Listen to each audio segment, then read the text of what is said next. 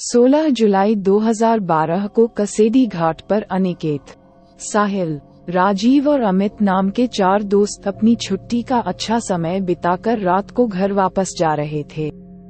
अमित ने अपने दोस्त से पूछा कि रास्ता कब खत्म होगा, क्योंकि वह 2 घंटे से उस पर भटक रहा था और बैठे बैठे उसकी कमर में मोच आ गई थी। राजीव ने अपने दोस्त साहिल से पूछा कि क्या उसे रास्ते के बारे में पता है या कार बेतरतीब ढंग से चलाए जा रही है। साहिल ने सड़क के बारे में अनिश्चितता व्यक्त करते हुए कहा कि यह अक्सर दिन की शुरुआत में बंद हो जाता है और वह इस समय के दौरान क्या होता है इसके बारे में अनिश्चित है। उन्होंने ये भी उल्लेख किया कि उन्होंने कभी भी रात में इस सड़क से यात्रा नहीं की है और दिन में केवल कुछ ही बार इस सड़क से गुजरे हैं, इसलिए उन्हें रात में इसका कोई अनुभव नहीं है। जब वे आपस में बात कर रहे थे, तभी उन्हें पीछे से एक ट्रक के जोर से हॉर्न की आवाज सुनाई दी। ट्रक चालक लगातार उनके वाहन को निकालने का प्रयास करता रहा। अमित किस तरह का ड्राइवर है जब वह शराब पीकर गाड़ी चलाता है? इसी दौरान ट्रक ने उनकी कार से जोरदार टक्कर मार दी और हॉर्न बजाते हुए आगे बढ़ गया। अनिकेत ने कहा, साहिल, इसको साइड दे दो, नहीं तो लगता है ये हमें मारने के इरादे से आया है। ट्रक को गुजरने देने के लिए साहिल साइड में चला जाता है और गाड़ी आगे बढ़ती रहती है। साहिल ने कहा, आप लोगों ने इस कार को देखा है? ऐसा लगता है कि इसे खंडहर से निकाला गया है। ये 200 साल पुराना ट्रक लगता है। घटना से उन लोगों में भय व्याप्त हो गया।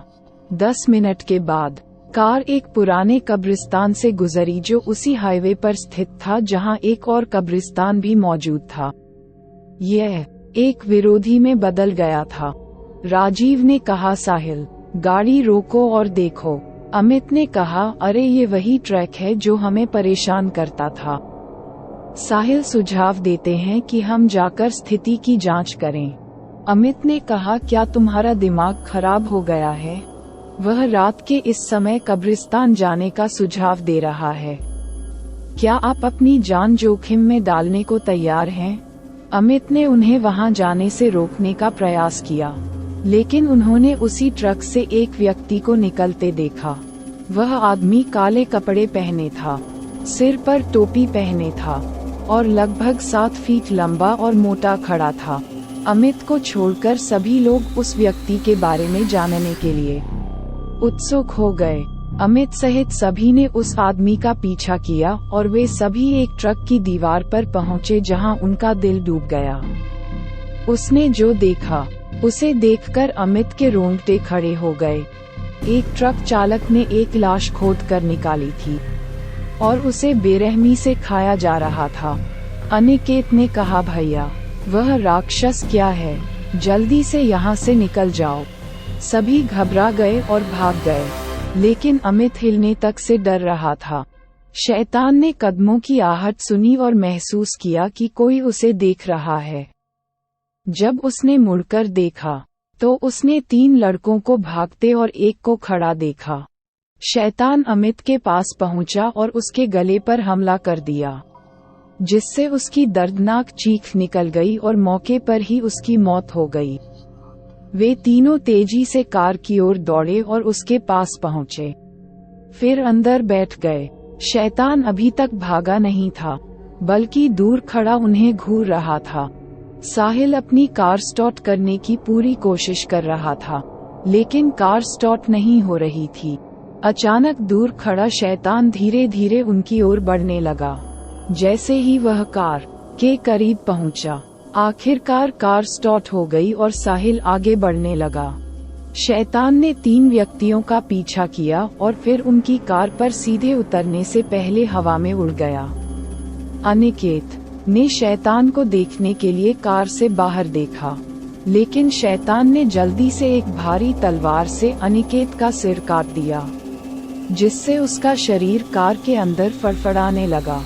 इस विभत्स दृश्य को देखकर साहिल और राजीव डर गए और खुद को बचाने के लिए चलती गाड़ी से कूद गए। दोनों घास के मैदान में गिर गए और उन्हें मामूली चोटें आईं। जब वे वहां लेटे थे तो उनके डर को शैतान ने भांप लिया था। राजीव ने शैतान का सामना किया, लेकिन अंततः शैतान की तेज तलवार और लंबे नाखूनों से हमला करके उसे मार डाला गया, जिसके परिणामस्वरूप एक दर्दनाक चीख निकली। शैतान ने साहिल को नहीं देखा, जो राजीव की मृत्यु के समय पहले ही वहां से चला गया था।